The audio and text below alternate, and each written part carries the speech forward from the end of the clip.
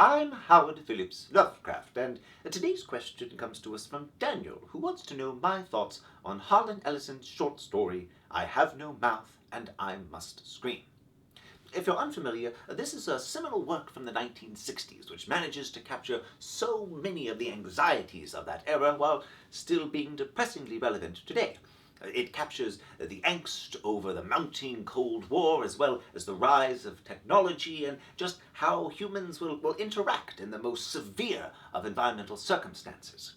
The premise is that as the Cold War heats up, various powerful supercomputers are created, but as tends to happen in man's hubris, these computers gain sentience and become one singular entity known as AM, which, now armed with full observations of what mankind is capable of, destroys almost the entire human race, saving only a handful to torture and keep alive and mutate and do all sorts of rather untoward things, seemingly for eternity. The whole story is told from the point of view of our narrator Ted, who shows us just how terrible our future is to be.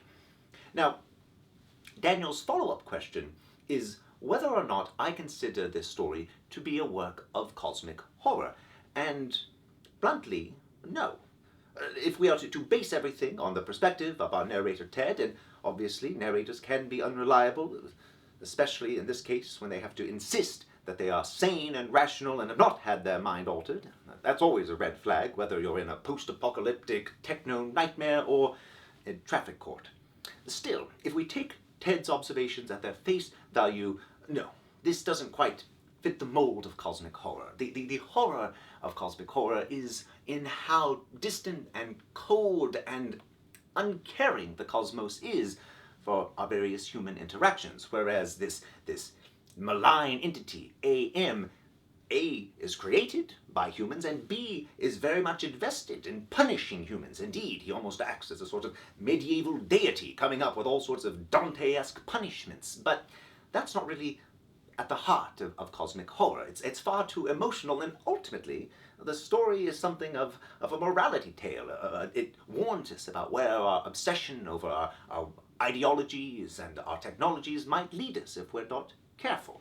But nevertheless, it is still a truly delightful tale, and while it may not be technically cosmic horror, I'm sure it would fall under any number of genres. Maybe light summer reading. Either way, I do hope you enjoy. As always, I'm Howard Phillips Lovecraft,